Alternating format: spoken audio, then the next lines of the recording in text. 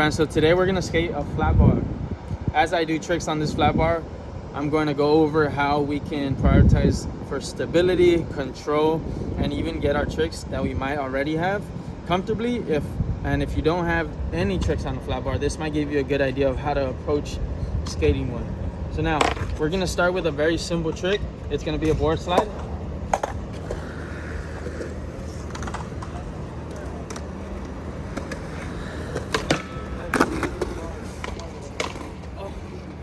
Sure. Okay, so for a board slide, you know, what seems a bit intimidating for those of you who might not have done one yet on a rail is the fact that we're not sure how to stabilize ourselves, right? So you want to think about, where does my body need to be centered so that I feel like I have control of this board slide, right?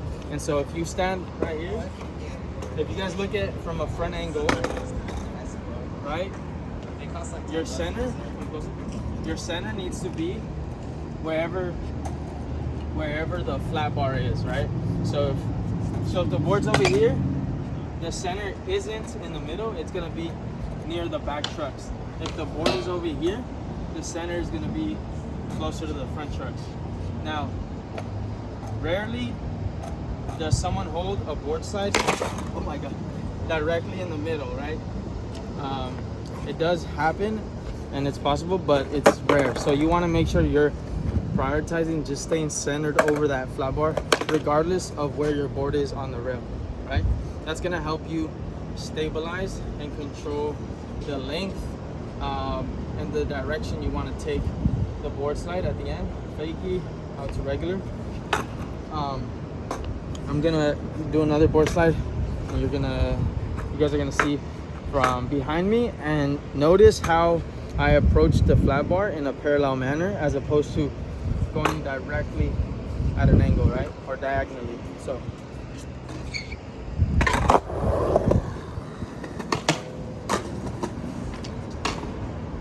alright, so I'm approaching it in a parallel manner, and that's something that you need to, or not you need to, but it's best to make sure you build that habit when you're first learning tricks. Instead of approaching it in a diagonal manner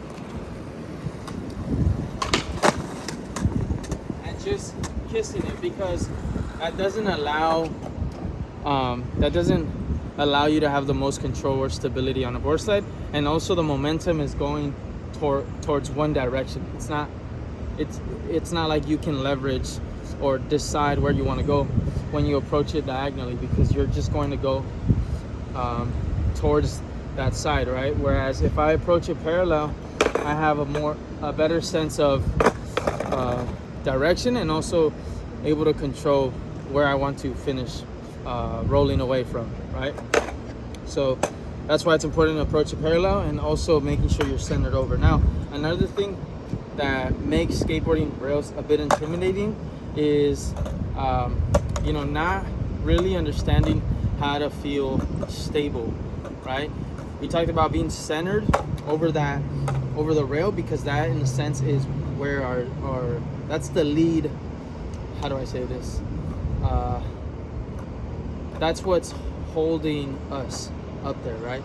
When we're skating, when it's board slides, when we're doing tail slides, 5-0s, crooks, anything where our foot is over the truck or near the truck on there, we want to center ourselves over that foot, because that becomes the lead foot, right? But when it's on board slides, lip slides, anything where it's a board slide variation, we're centered over the rail. Now, that centering but stabilizing yourself is going to be made a bit more effective if you allow yourself to engage and get a bit closer to the board. So now what I mean by that is, you can do a board slide where maybe it goes to the right. You can do a board slide where you're kind of straight off. You see? I don't land low or anything, or I don't even start low. But if you do that and try to take it the distance, or try to have maximum balance, it's gonna work against you, because you can't really stabilize in an extended posture, or through an extended posture. You have to be engaged, and this is an example of what I mean by that.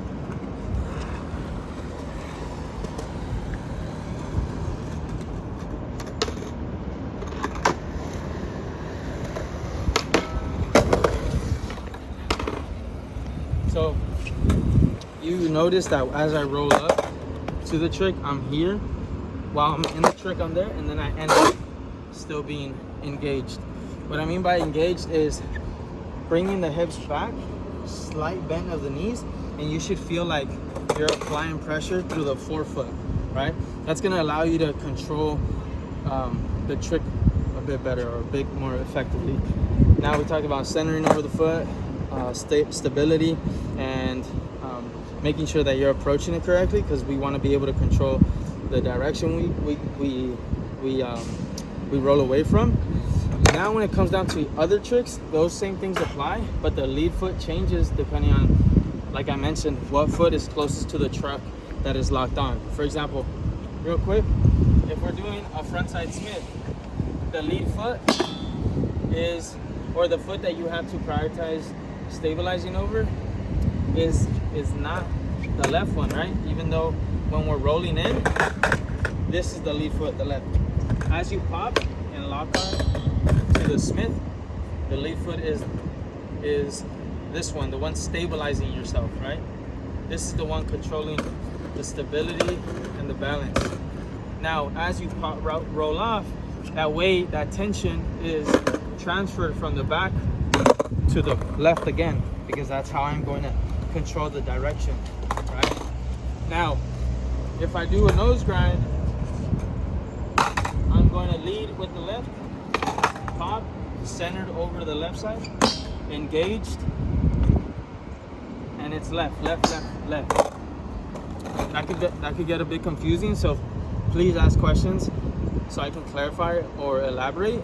But generally, the lead foot on the rail and on the ledge switches when you're skating those obstacles, right? Same thing if you're going backside, right? If I do something like backside 50, right? My lead foot becomes, or is, the left as I roll in.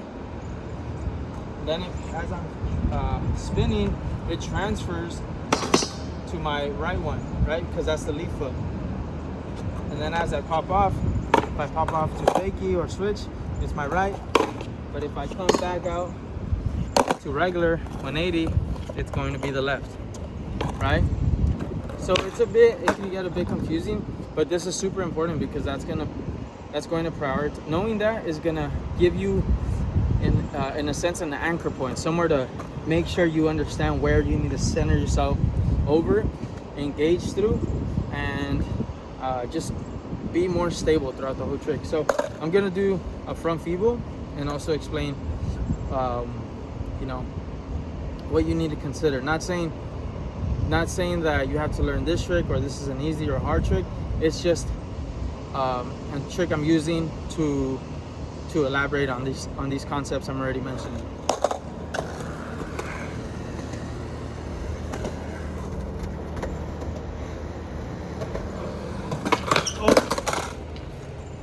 Kind of dips in there. No, you see, you guys don't see it, right? But it's there.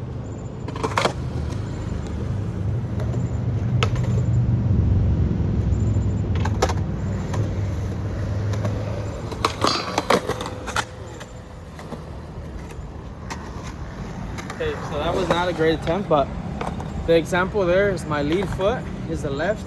As I pop, when I go onto this back foot, this becomes the lead foot, because that's what's holding me, that's what's stabilizing me. And then when I come off of it, the weight has to transfer to the left. I'm going to clean it up.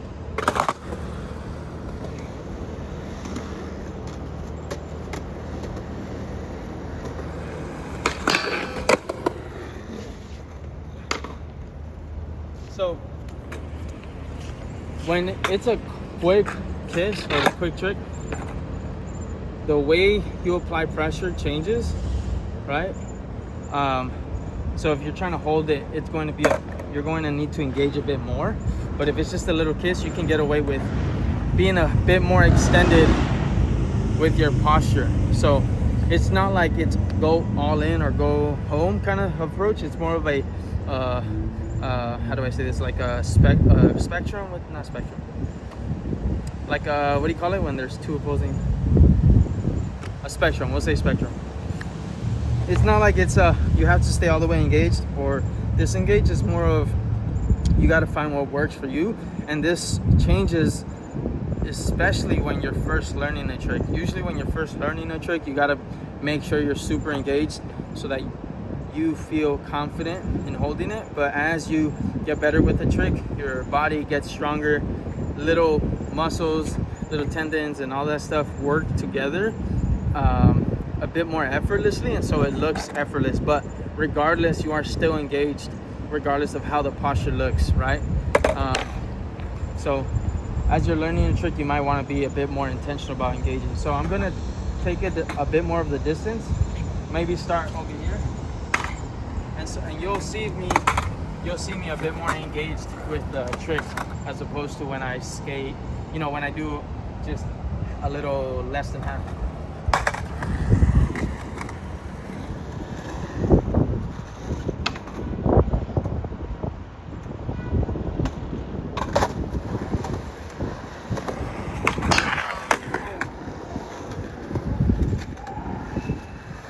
Go again.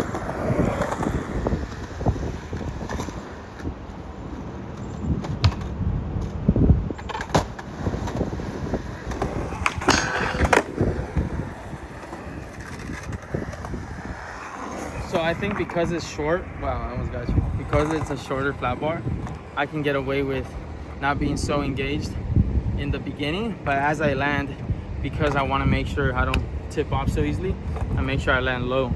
So again, I'm not saying learn a board slide then a front feeble or a Smith or any of the tricks I mentioned. These are more just examples of how you can apply these concepts when you're skating or approaching, when you're skating a flat board, right? With a front feeble, you don't see me coming at it in a diagonal manner. You see me coming from a parallel manner. And so obviously every skate park, every flat bar, obstacle is slightly different, and so there is nuance to all this. But generally, if you find a perfect a lot of space, a good flat bar, you want to have these concepts applied. Another thing, sometimes it might not benefit you to learn certain tricks on certain flat bars, especially if they're high and you feel very tense in the approach. So my best recommendation is just to get super comfortable skating that flat bar with the tricks you already have, so that when you want to learn a new one, you're not so tense, right? It's not so taxing to think about if you're going to get on or not, right? You got to feel comfortable getting on the flat bar or even going the distance that is required. Right here, I can literally go small or long because of how the flat bar is set up, but you want to make sure you can skate the obstacle comfortably with more simple tricks. So if that isn't the case, I would highly recommend just getting more control of the tricks you already have by incorporating these concepts. But having said that, that's the end of this video. If you have any questions on how to skate a flat bar a bit more comfortably and in a controlled manner, then feel free to leave comments or ask questions for elaboration. Other than that, if you're interested in coaching or lessons, you can hit me up at profe.carlos on Instagram, and I'll see you in the next video, homies.